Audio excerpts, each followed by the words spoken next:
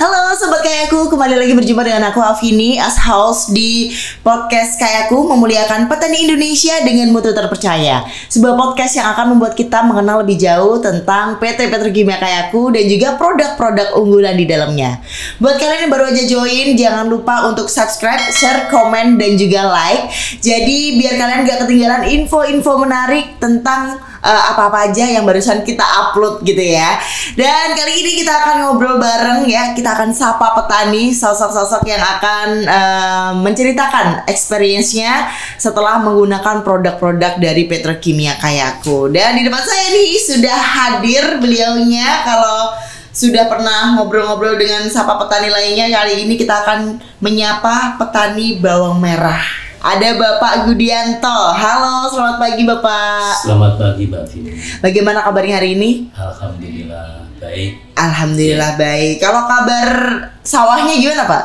Alhamdulillah habis panen. Alhamdulillah habis panen, Masya Allah. Kalau boleh tahu dari kelompok tani mana dan asalnya di mana Pak? Saya ini dari kelompok Tani Mulyo, Tani Mulyo, Desa Bagor Kulon, Kecamatan Bagor, Kabupaten Nganjuk. Kabupaten Nganjuk. Iya. Berarti sekarang kesibukannya apa aja nih Pak? Selain mungkin bertani, ada lagi kesibukan lain mungkin? Iya, saya Atau fokus? ini dari perangkat desa juga. Oh, jadi perangkat desa juga, luar biasa sekali. Waduh, luar biasa nih, saya bisa langsung ngobrol sama perangkat desanya. Saat ini komoditas yang sedang dikembangkan apakah hanya bawang merah atau? Enggak, kalau di lahan saya ini ada bawang merah dan yang di sebelah selatan itu ada padi.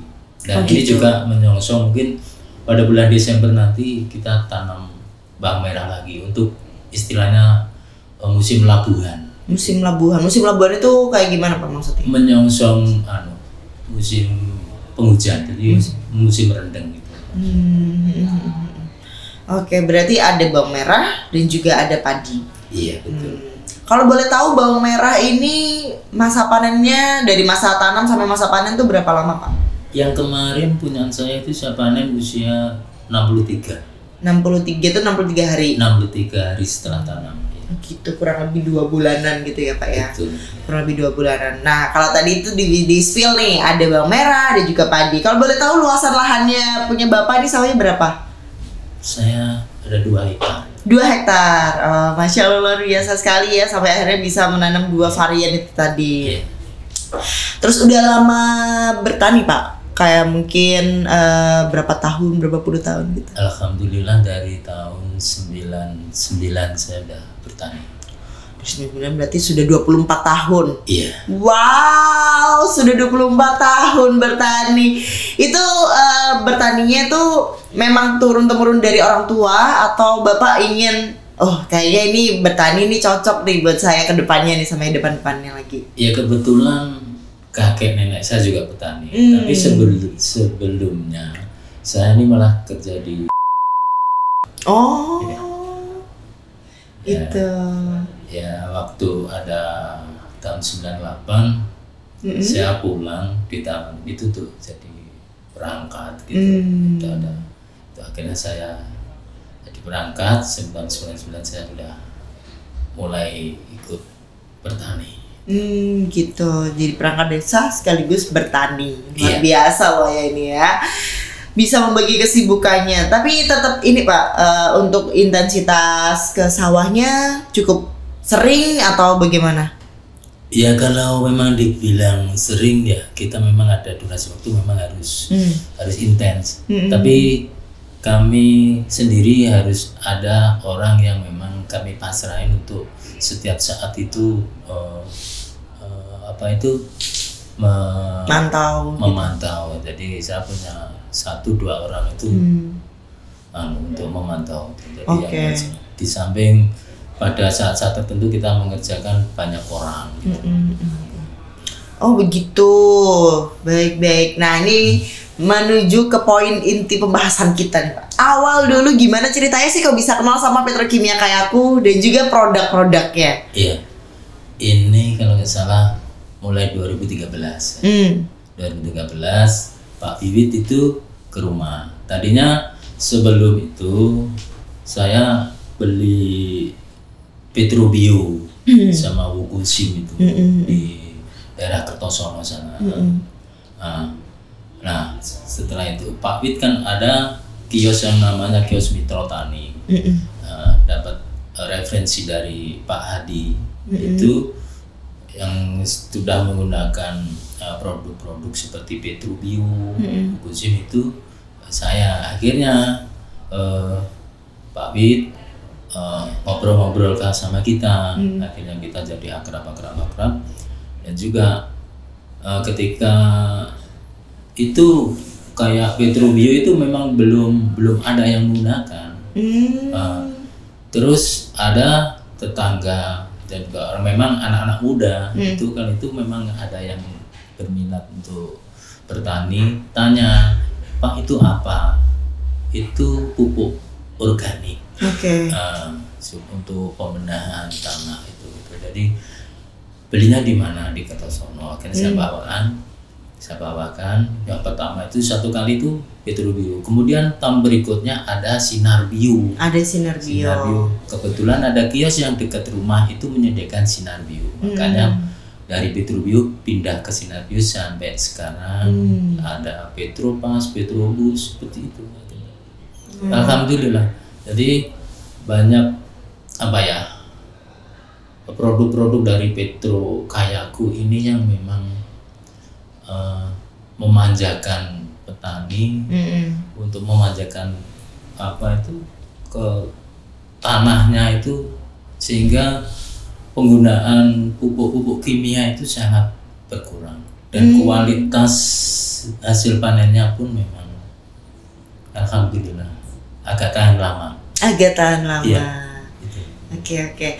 Kalau boleh tahu sudah berapa lama menggunakan produk petrokimia Kayaku ini? Saya berarti mulai 2013. 2013. Iya. 2013. Sudah pakai yang pertama Petrobio itu. 9 tahunan ya sudah menggunakan produk dari petrokimia Kayaku. Nah, kalau produk yang paling dicintai dari petrokimia Kayaku apa tuh, Pak? Yang saat ini yang kebetulan beberapa tahun lalu itu lahan saya digunakan untuk trial Fenit sama Kamui. Dan yang ini yang memang banter sekali ini Fenit, dan yang diharapkan untuk segera ada di pasaran itu Kamui. Iya. Kenapa tuh Pak kalau diharapkan segera ada di pasaran? Karena untuk menanggulangi kayak hama seperti ulat itu sebagai pemukulnya. Nah, itu. Walaupun harganya agak tinggi, tapi ya jaminan mutunya, kualitasnya top ya. Alhamdulillah itu bisa dirasakan. Yang saat ini jelas kayak Sinar Bio, Petrobas, Petrobus, Fenit itu menjadi andalan, sama satu lagi yang Topsin Blue. Topsin Blue. Iya. Itu kenapa kalau menjadi kecintaan juga? Ya karena memang untuk tanaman. Ya Topsin kita gunakan itu untuk pada awal kita untuk bawang merah ya. Itu awal kita benih itu kita taburin untuk menjaga jamur-jamur itu supaya nggak masuk gitu loh. Di samping itu juga ada sepertinya untuk daya rangsang tumbuhnya itu bisa serempak gitu. Barengannya gitu ya Pak ya. Iya itu. Nah, kemudian ketika saya sampaikan di awal tadi, ketika kena banjir ada Primavos, ada Kamikaze, itu kita masukkan di situ. Itu tahan walaupun kerendam banjir semalam. Yang saya katakan punya saya kan tadi ada kebanjiran. Itu masih dalam 2-3 hari itu tanamannya tidak layu. Dengan perlakuan gini, setelah habis kebanjiran malamnya itu tidak kelihatan, jadi tanaman bawang merah tidak kelihatan. Begitu surut itu tiap pagi selama 3-4 hari kita siram tiap pagi. Akhirnya aja, alhamdulillah sampai panen usia 63 itu. Iya, alhamdulillah enggak layu. Tapi kalau biasanya pada umumnya panen di hari keberapa, Pak? Rata-rata ya punya orang-orang gitu, itu 55 dipanen. Yeah. Kalau kayak bawang merah sendiri dalam hari ke-55 dan juga ke-63 itu apa yang membuat beda? Dari rendemennya, bobot. Iya, dari maksudnya rendemen ketika beda 2-3 hari itu dengan misalnya kita cabutin 24 rumpun. Itu biasanya kayak pedagang itu sekitar 1 kilo. 1 kilo itu 24 rumpun. Iya. Tapi ketika usia 63 itu bisa mencapai 2 kilo. Iya. Sampai 2 kilo lebih. Sampai 2,2 atau 2,3 itu bisa. Nah, gitu. Ketika itu biasanya saya ambil sampelnya itu.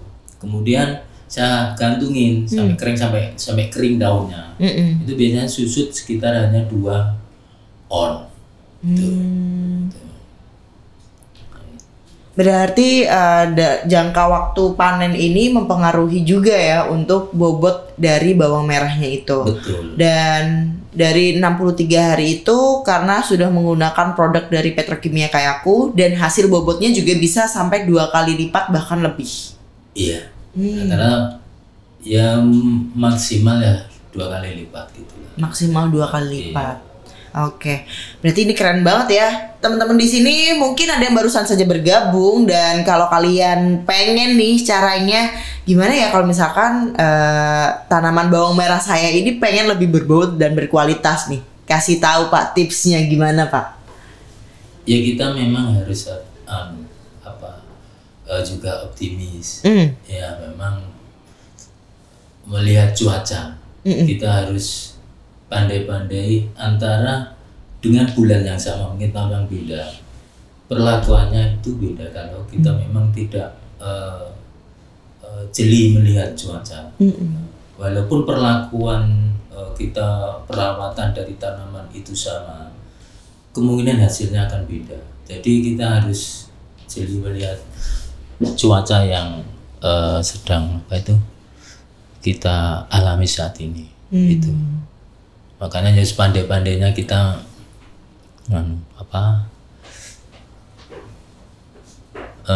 membaca cuaca dan obat dan yang harus kita pergunakan itu harus tepat memang. Kita tidak over. Memang kalau kadang kita over, sekilas memang langsung perubahan drastis. Tapi efek dari resistensinya itu yang berdampak nantinya. Kayak hama itu menjadi kebal atau itu. Kalau kita patuh pada sedikit aturan, kita sesuaikan dengan cuaca itu, insya Allah nanti akan ada keberhasilannya. Memang butuhkan waktu yang agak lama sedikit dibanding yang kita menggunakan bahan-bahan baik itu insektisida maupun fungi itu yang berlebih. Kalau yang berlebih memang secara frontal nantinya memang langsung cepat, tapi hasilnya pun nanti akan berbeda. Oke. Tapi kalau tadi ngobrolin soal dosis nih Pak, nah Bapak sendiri, Pak Gudianto sendiri tuh kalau misalkan untuk perawatan yang ada di sawah, dosisnya itu sesuai dengan yang tertulis di labeling itu atau menyesuaikan dengan sudah mix and match nih, sudah coba-coba nih sampai akhirnya nemuin komposisi dosis yang pas sendiri? Pertama kita menggunakan sesuai dosis anjuran yang dari labeling itu ya, yang di label dari botol pendampingan. Kan ada pendampingan dari Pak Nama, ada Pak Wiwit itu kita sesuaikan. Kemudian saya katakan tadi kita harus jeli melihat cuaca. Serangan-serangan itu. Ketika kita memang menggunakan formulasi terhadap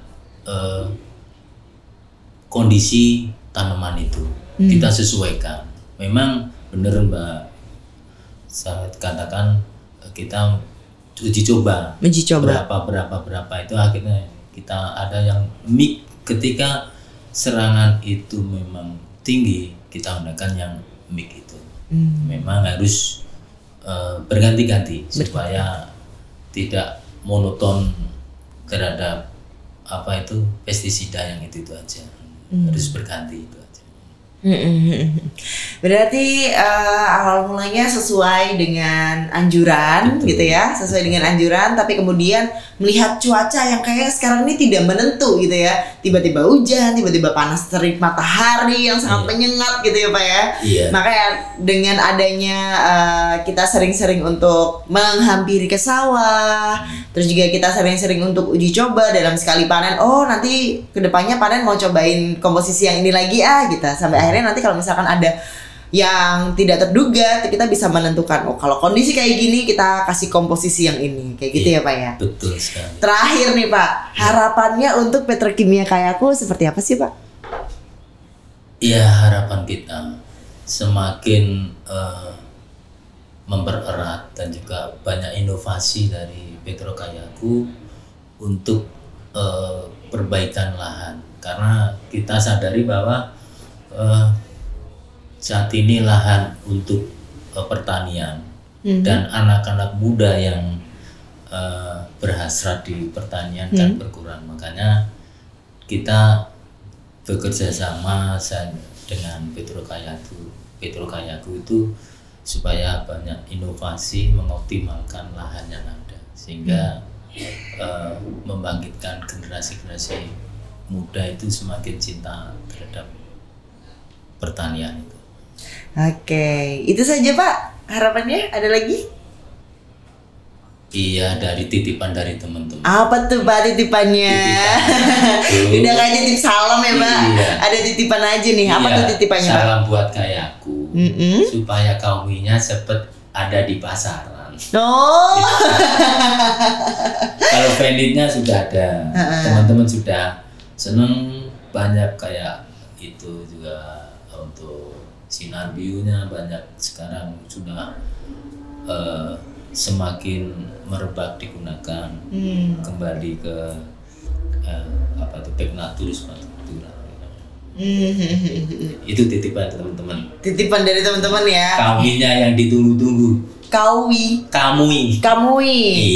yang ditunggu-tunggu. Nah tuh jangan sampai lama-lama ya Petrokimia Kayaku ya, segera dikeluarkan. Kayak para petani juga sudah tidak sabar untuk menggunakan produknya ini. Oke Pak, kalau gitu terima kasih banyak atas waktu dan kesempatannya, luar biasa sekali dari Nganjuk jauh-jauh ke sini untuk kita bisa ngobrol bareng di Sapa Petani kali ini. Kurang lebihnya mohon maaf ya Pak ya. Sehat selalu, sukses selalu. Salam juga buat rekan-rekan petani yang ada di sana. Semoga hasil panennya selalu melimpah ruah bersama dengan Petrokimia Kayaku.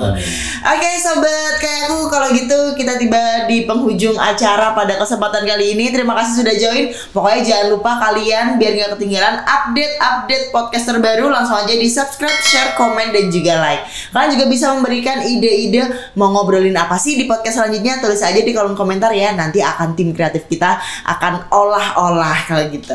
Oke, saya Afini Putri pamit undur diri, sampai jumpa di podcast Kayaku selanjutnya. Bye bye.